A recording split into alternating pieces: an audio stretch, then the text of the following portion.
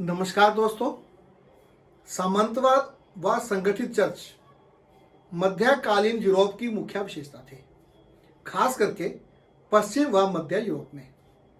अगर हमने आधुनिक युग के उदय को समझना है तो इनको समझना आवश्यक है। और जो मध्यकाल का जो व्यक्ति है उसके अधिकार व कर्तव्य है।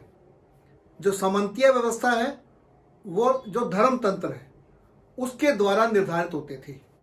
अब ये जो संबंध है वफा और श्रद्धा पर आधारित थे, यानी सामंतों से वफादारी और चर्च से श्रद्धा। और ये जो सामंतीय व्यवस्था है या जो ये व्यवस्थित या संगठित चर्च, इसका जो उभरना है 5वीं शताब्दी के बाद शुरू होता है। रोमन कैथोलिक चर्च में जो पोप की व्यवस्था है वो 11वीं शताब्दी में मजबूत होती है, जिसकी चर्चा हमने इसी प्लेलिस्ट की जो वीडियो है रोमन कैथोलिक चर्च का उदय में की थी। आप इसको देख लें। अब ये जो परिवर्तन है ये मुख्यतः पश्चिमी और मध्य यूरोप में ज़्यादा प्रभावशाली ढंग से उभरे। इसलिए इतिहास के अगले चरणों में हम देखेंगे कि जो आधुनिक विश्व के रुझान या जो संरचनाएं हैं वो भी सबसे पहले यहीं पर उभरी। ये व्यवस्था पश्चिमी और मध्य यूरोप में एक केंद्रीकृत राज्य इकाई, जिसको हम राष्ट्र राज्य कह रहे हैं, उसके उभरने तक प्रचलन में रही। इंग्लैंड में 1645 ईस्वी में संसद ने कानून बनाकर इसको खत्म किया तथा फ्रांस ने फ्रांसीसी क्रांति के दौरान 1789 से 1793 के दौरान इसको खत्म किया। आप इसको इस प्रकार भी समझो कि ये जो व्यवस्था थी कृषि के विस्तार के चरण से लेकर पूंजीवाद के उदय तक प्रचलन में रही। आज हम सामंतवादी व्यवस्था को समझने की कोशिश करेंगे। सामंतवाद अंग्रेजी भाषा के शब्द फ्यूडलिज्म का हिंदी अनुवाद है। यह शब्द मध्यकालीन सामाजिक, राजनीतिक व आर्थिक व्यवस्था को समझने समझाने के लिए 18वीं शताब्दी से इतिहासकारों और विद्वानों द्वारा प्रयोग में लाया जा रहा है। उससे पहले इसी उद्देश्य के लिए 17वीं शताब्दी से एक फ्रांसीसी भाषा का शब्द फ्यूडलाइटे प्रयोग में लाया जाना शुरू हुआ था। अब ये दोनों शब्द जो हैं फ्यूडलिज्म और फ्यूडलाइटे, ये लैटिन भाषा के शब्द फ्यूडम से बना है। और फ्यूडम शब्द जो है ये उस समय के संपत्ति संबंधों के स्वरूप को दर्शाता है। इसमें फीफ और फ्यूडैलिटीज ये दो चीज़ें हैं। फीफ का मतलब जमीन, भूमि, और फ्यूडैलिटीज का मतलब भूमि से जुड़ी सेवाएं और वफादारी।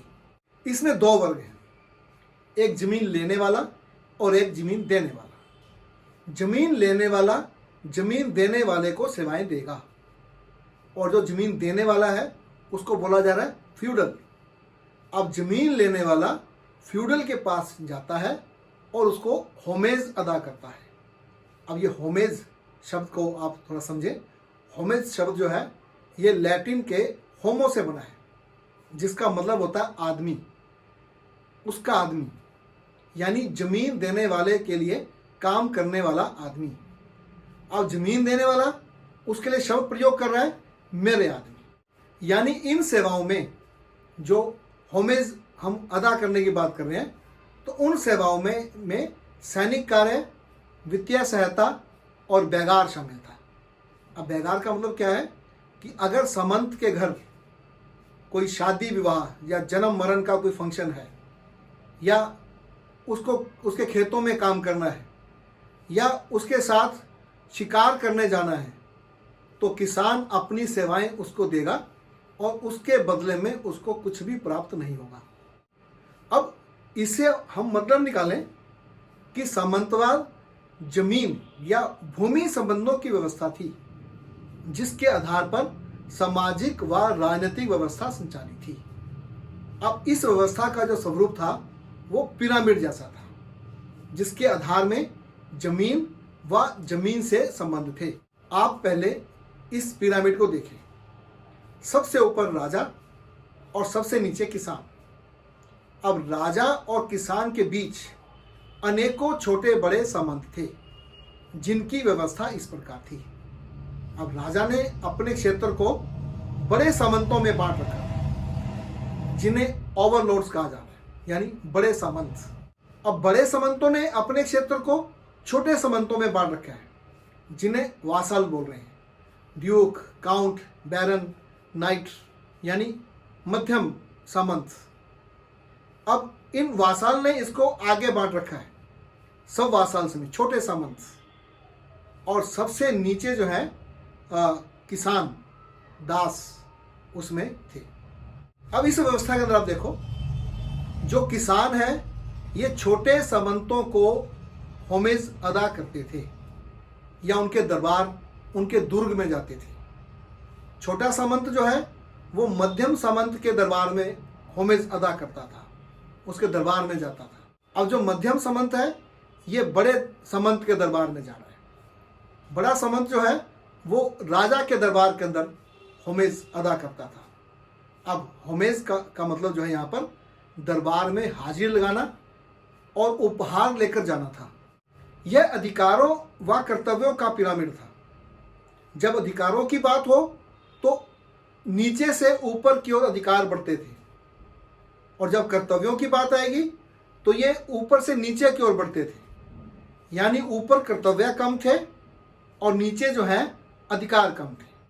अब सामंतवाद को परिभाषित करते हैं। सामंतवाद वह व्यवस्था थी जिसमें ऊंची पदवी वाले लोगों द्वारा सामान्य लोगों को जमीन व सुरक्षा दी जाती थी, और बदले में वे उनके लिए कार्य करते थे और उनके लिए युद्ध में भाग लेते थे। अब इसमें इसका जो आधार है वो क्या है? एक जमीन का टुकड़ा या क्षेत्र, ये वहाँ पर संगठित है जिसको मैनर बोल रहे हैं, यानी मैनर व्यवस्था, जमीन की व्यवस्था। जो सामंतीय व्यवस्था है उसकी मुख्य विशेषता जो है वो ये मैनर व्यवस्था थी, यानी सामंत के अधीन क्षेत्र को मैनर कहते हैं। अब इसमें कई गांव हो सकते थे जिसमें सामंत जो है वो सुरक्षित स्थान पर अपना दुर्ग बनाकर रहता था। इसके आसपास किसानों के घर होते थे जिसमें वह पशु पाल रहे हैं, खेती कर रहे हैं, और जो दस्तकार है वो एक मैनर से दूसरे मैनर में अपना सामान लेकर जाते थे। अब जो दुर्ग है उसमें सामंत की आटे की चक्की है, तंदूर है और लोहार होता था। अब मैनर में एक गिरजा होता था जो रोमन कैथोलिक चर्च, उसमें इस गिरजे के पादरी को पोप नियुक्त करता था। इस पादरी का कार्य लोगों के धार्मिक कार्यों को पूरा करना था। वह अपने क्षेत्र के लोगों का जन्म, मरण और विवाह का रिकॉर्ड रखता था। चर्च में पूजा का समय बताने के लिए घंटियों का प्रयोग होता था। कैलेंडर की जानकारी भी पादरी के पास होती थी। सामंत और चर्च दोनों की अपनी जमीन भी होती थी जिस पर किसान जो है बैगार देते थे। भूमिहीन किसान भी थे जिनकी स्थिति दास जैसी होती थी। जो समाज है उसमें 3 वर्ग थे: सामंत, चर्च और सामान्य जन।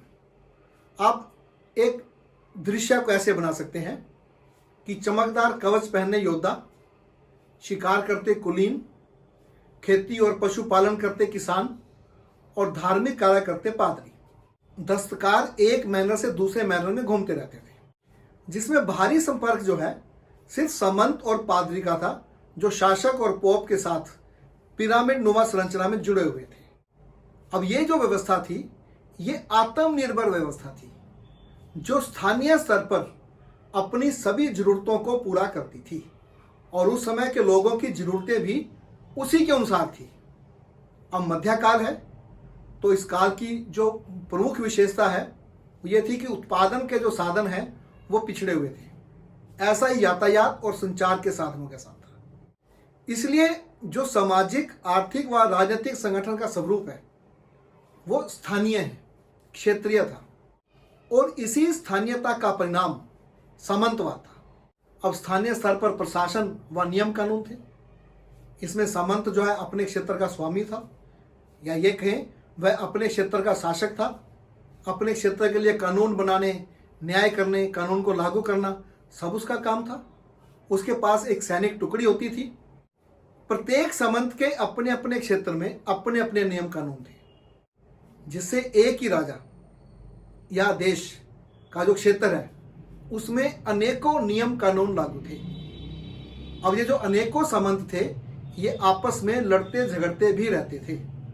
अब बड़े सामंत या राजा उनमें रेफरी का काम करता था, उनको समझाने बुझाने का काम करता। अब किसान जो है वो सामंत को उपज का एक भाग भूमि कर के रूप में देता था।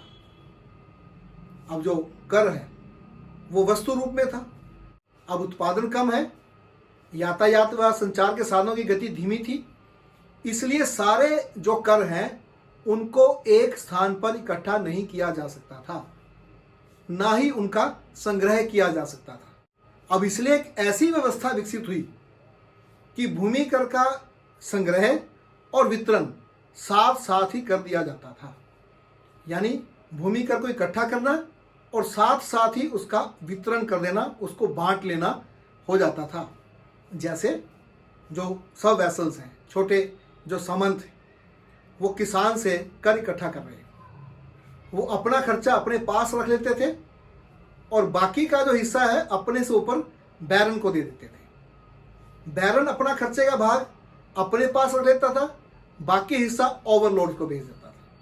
और इस प्रकार जो है इस पिरामिड संरचना के अनुसार जो राजा तक जो है भूमि कर पहुंच जाता था, जो कि राजा का खर्चा ही होता था। अब राजा की सेना जो है वो सामंतीय ढंग से संगठित होती थी, उसके पास अपनी कोई स्थायी सेना नहीं थी। वह सेना के लिए सामंतों पर निर्भर था, क्योंकि सामंतों के पास सेना थी। मतलब ये जो व्यवस्था है इसमें सामंतों की स्थिति मजबूत थी। वे आत्मनिर्भर व्यवस्था के संचालक थे, वे शासन के सारे कार्य करते थे, राजा के आदेश भी उन्हीं के माध्यम से लागू होते थे।